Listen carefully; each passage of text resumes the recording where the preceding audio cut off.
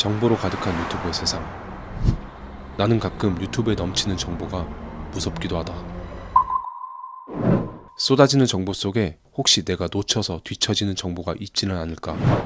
하루아침에 변하는 정보들 속에 나라는 존재가 이 세상에 과연 살아남을 수 있을까? 이런 무서움 뒤에도 유튜브의 순기능은 부정할 수 없다. 내가 궁금한 것들을 질 좋은 내용으로 검색할 수 있으며 몇 달, 몇 년을 공부해야 할 내용을 단 몇 분 만에 이해하기 쉽게 만들어 놓은 정보들은 정보를 얻었다는 만족감을 주는 동시에 새로운 시대의 흐름을 알지 못하면 어떻게 할까라는 불안함이 나로 하여금 유튜브를 끊지 못하게 만든다. 세상은 온통 정보로 뒤덮여 있다. 유튜브가 나오기 전에는 TV나 라디오, 신문이 있었고, 신문이 나오기 전에는 책으로, 그리고 더 이전에는 사람들의 언어인 이야기로 우리 세상은 언제나 정보로 뒤덮여 있었다. 정보는 우리의 생존과 직결된다. 과거를 토대로 미래를 어떻게 살아가야 할 것인지, 어떻게 해야 그 안에서 효과적으로 살아남을 수 있을 것인지 매 시간 우리는 늘 정보의 홍수 속에서 허우적거리며 발버둥치고 있다. 유튜브가 세상에 좋은 영향을 많이 끼치기도 하지만 나는 유튜브가 무서운 이유는 또 하나가 있다. 알고리즘이라는 자신이 주어진 목표를 가장 효율적이고 가장 감정 없이 잘 해내는 무시무시한 일꾼이 24시간 365일 일하고 있다는 것이다. 유튜브는 우리에게 나쁜 의도를 갖기 위해 생겨난 플랫폼이 절대 아니다. 하지만 알고리즘이라는 일꾼은 결코 우리의 삶의 질을 높이기 위해서만 작동하지 않는다. 유튜브 알고리즘의 가장 큰 목표는 사람들이 유튜브에 많은 시간을 할애하길 원하고 더 많은 시청자와 시청 시간을 만들어내는 것을 원한다. 유튜브 알고리즘은 수백만 명을 대상으로 시행착오를 거듭한 끝에 분노를 유발하는 내용은 참여도를 높이지만 온건한 내용은 그렇지 않은 경향이 있다는 걸 알아냈다. 2016년에는 이미 이런 알고리즘의 영향으로 우리는 하루에 10억 시간이라는 분량을 유튜브에 소비했다. 1년이 아니라 하루에 말이다. 반대로 분노의 강도를 낮추고 진실을 보여주면 알고리즘은 그것을 무시하는 경향을 나타냈다. 우리는 늘 대중 속에 있다. 대중의 생각을 우리는 흔히 상식이라고 부른다. 상식을 따르지 않는 자는 늘 조롱받고 지탄받고 갈등을 유발한다. 우리는 그래서 유튜브를 시청하고 댓글을 달기 전에 늘 다른 사람들의 댓글 상태를 파악한다. 그것이 상식이니 말이다.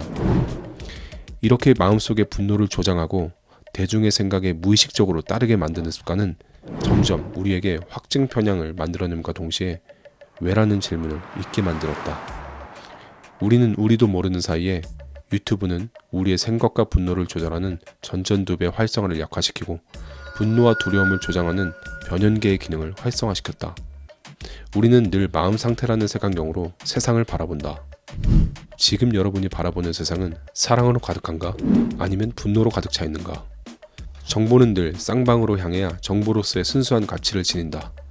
발신자의 정보가 틀릴 수가 없다는 생각을 가지는 것은 나 스스로를 전제주의나 전체주의 속으로 몰아가는 것과 다름없다. 우리는 늘 질문을 던져야 한다. 왜 이렇게 만들었을까? 어떤 의도로 만들었을까? 다른 방향으로도 만들 수 있지 않았을까? 영상에 내가 놓치는 허점은 없을까? 이 영상이 사회적으로 가져다주는 이익과 손해는 무엇일까? 영상을 보면서 의심하라는 것이 아니라 여러 가지 추론으로 나만의 생각과 관점을 다양한 각도로 구축하고 댓글과 상관없이 상식과 상관없이 나만의 생각을 쌓을 수 있어야 한다. 요즘 공룡 유전자, 가짜 내추럴이라는 화두로 피트니스계가 떠들썩하다는 것을 알고 있다. 나는 그 누구를 옹호할 생각은 없다. 하지만 이런 생각은 해본다. 이런 게 나한테 주는 영향은 무엇일까? 그 사람들이 내추럴인지 왜 궁금할까? 몸 좋은 그 사람들이 내추럴이 아니었으면 좋겠다라는 나만의 위안감 때문일까? 정말 내추럴이면 나는 운동을 잘 못하고 있을 거라는 불안함 때문일까? 불안과 분노는 늘 비교해서 온다. 불안과 분노는 늘 삐딱한 세상을 만들어낸다. 그런 세상은 늘 의심과 질투로 가득 차 있다.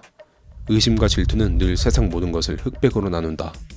이건 맞고 저건 틀리고 이 사람은 내 편이고 저 사람은 내 편이 아니다. 나는 그 사람들이 내추럴이건 로이더건 나와는 상관없다는 걸 알았다. 나는 나대로 부모님이 물려주신 유전자로 최선을 다해 열심히 운동하고 있다. 그 사람들이 내추럴이면 나보다 더 열심히 노력했던지 유전자가 좋은 것일 것이다. 아니면 그 둘 다일 수도 있고 말이다. 반대로 그 사람들이 로이더라면 지능이 떨어지는 사람이구나 라고 생각하면 그만이다.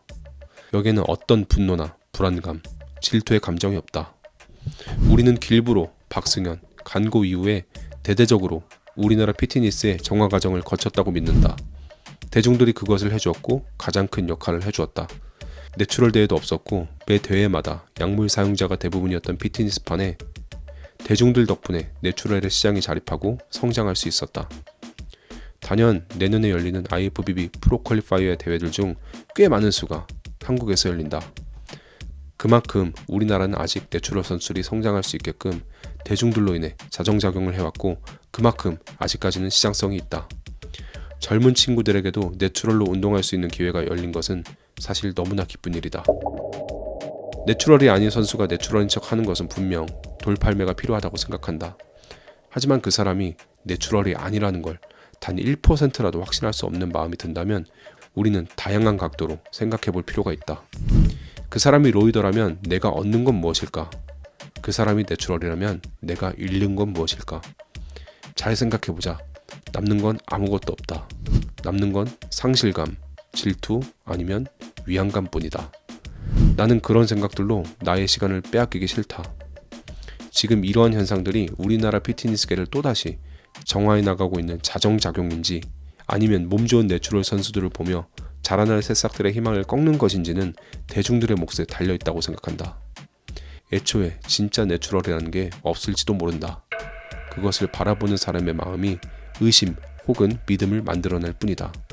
어떤 사람은 그 사람을 로이더로 또 어떤 사람은 내추럴로 믿는다. 모두의 마음과 눈이 같을 수 없고 모두가 다 다르다. 모두 다른 마음으로 다른 세상에 살고 있다. 나를 존중하지 않는 사람은 타인을 존중하는 방법을 모른다. 우리는 유튜브란 가상세계 속에서 타인을 존중하는 방법을 잃어버렸다. 다름을 인정하는 마음의 여유도 잃어버렸다. 조롱과 비난이 난무한다. 말과 글은 그 사람의 마음 상태를 드러낸다. 그것이 지금의 우리의 마음 상태이다. 우리는 여유를 가질 필요가 있다. 우리는 잠시 감정을 빼고 한 발짝 떨어져 이 상황을 바라보고 생각해 볼 필요가 있다. 상실감, 질투, 불안함, 위안감이라는 쓸데없는 감정의 에너지를 소비하지 않아야 한다. 그런 감정들은 애초에 진짜 내추럴이 세상에 없다는 믿음만 만들어낼 뿐이다. 애초에 진짜 내추럴은 없었다. 그것을 바라보는 내 마음 상태만 있었을 뿐이다.